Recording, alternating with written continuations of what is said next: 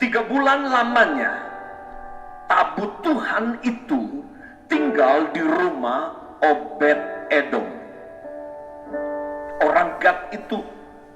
Dan lihat dampaknya, akibatnya, ketika tabut Tuhan ada di rumah keluarga Obed-Edom ini, God is in the house. Dikatakan dan Tuhan memberkati Obed-Edom, bukan cuma Obed-Edom pribadi, dan seisi rumahnya. Tuhan ada di rumah saudara. Dan apa yang terjadi kalau Tuhan ada di rumah saudara? Maka dikatakan di sini, Tuhan memberkati Obed-Edom dan seisi rumahnya. Kemudian diberitahukanlah kepada Raja Daud demikian, Tuhan memberkati seisi rumah Obed-Edom dan segala yang ada padanya oleh karena tabut Allah itu. Lalu Daud pergi mengangkut tabut Allah itu dari rumah Obed-Edom ke kota Daud dengan sukacita. Apabila pengangkat-pengangkat tabut Tuhan itu melangkah maju 6 langkah, maka ia mengorbankan seekor lembu dan seekor anak lembu gemukan. Dan Daud menari-nari di hadapan Tuhan dengan sekuat tenaga. Ia berbaju efod dari kain lenan. Maksudnya Daud, niatnya Daud, pindahkan tabut perjanjian dari rumah Abinadab ke kota Yerusalem. Tapi dia melakukan dengan cara yang salah. Dengarkan ini saudara-saudara yang diberkati Tuhan.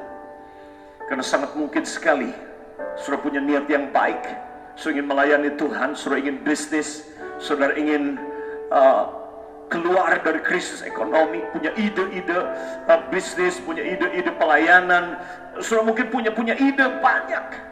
Tapi perhatikan saudara, bisa saja itu ide dari Tuhan, Tuhan yang taruh itu di hati saudara, Tuhan yang lahirkan itu dalam diri saudara.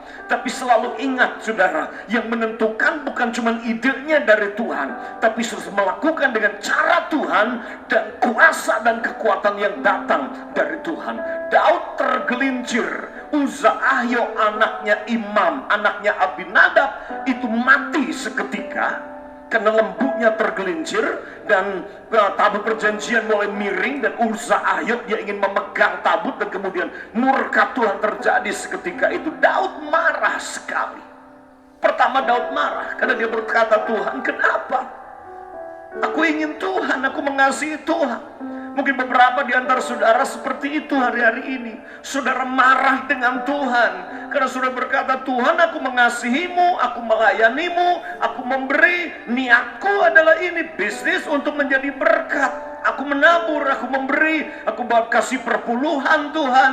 Aku memberi banyak buat pelayanan-pelayanan, yayasan-yayasan. Tapi kenapa bisnisku tergelincir? Kenapa? Kemudian ada korban. Kenapa ada yang mati? Uzza-Ahyo mati. Kenapa anakku mati? Kenapa suamiku mati? Kenapa bisnisku akhirnya bangkrut Tuhan? Padahal selama ini niatku bisnis, niatku pelayanan, niatku lakukan ini adalah untuk Tuhan. Untuk memberkati pekerjaan Tuhan. Tapi kenapa tergelincir? Dengar ini saudara, Daud marah. Dan saya yakin hari-hari ini ada banyak saudara para pengusaha yang marah sama Tuhan.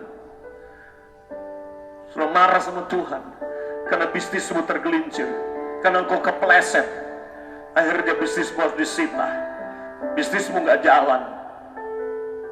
Dan lebih parah lagi, ada korban yang meninggal. Mungkin di perusahaan saudara menjadi klaster baru COVID. Saudara marah seperti Daud. Kemudian itulah ketika tergelincir, itulah tabut perjanjian 3 bulan ada di rumah Obed-Edom. God, Tuhan ada di rumah Obed-Edom. Dan ketika Tuhan ada di rumah Obed-Edom, rumah Obed-Edom diberkati dan seisi rumahnya. Menarik sekali. Karena 20 tahun di rumah Imam Abinadab tidak pernah disinggung, Tidak pernah disinggung bahwa ketika tabut perjanjian ada di rumah Abinadab selama 20 tahun, Abinadab diberkati, seisi rumahnya diberkati. Tidak disebut ada ayat itu. Cuman Obed-Edom. Cuma ayat ini yang berkata bahwa Obed-Edom diberkati dengan seisi rumahnya karena tabut perjanjian. Dan berita tentang Obed-Edom diberkati ini menyebar. Itu yang membuat Daud berkata, enggak boleh. Berkat Tuhan cuma ada di rumah Obed-Edom aja. Berkat Tuhan harus dipakai, dibawa, dinikmati seluruh bangsa. Berkat Tuhan harus dinikmati seluruh bangsa Israel. Itu sebabnya Daud berkata, yuk kita siapkan imam-imam. Kali ini Daud ketika dia marah, dia menyelidiki firman. Dengar ini saudara, kalau mungkin saudara lagi marah sama Tuhan, saudara kecewa sama Tuhan, itu human banget. Itu semua bisa lakukan itu. Saya juga kadang-kadang marah, saudara. Saya sama istri bisa marah, saudara. Marah. Marah ketika orang yang saya besarkan kemudian mengkhianati dari belakang. Marah ketika anak yang saya ambil dari SD kelas 6 sampai selesai kuliah dan sama sekali nggak mau membangun hubungan sampai hari ini.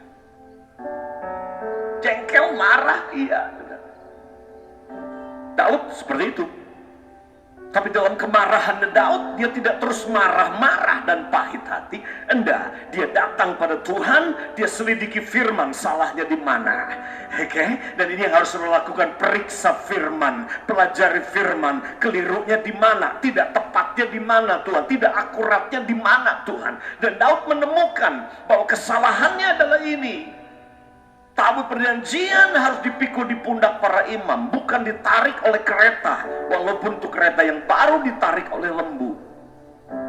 Itu prinsip yang sangat penting sekali, bahwa fokus Tuhan itu adalah manusia. Pengurapannya itu atas manusia, darahnya menebus manusia, Roh Kudus dicurahkan ke atas manusia.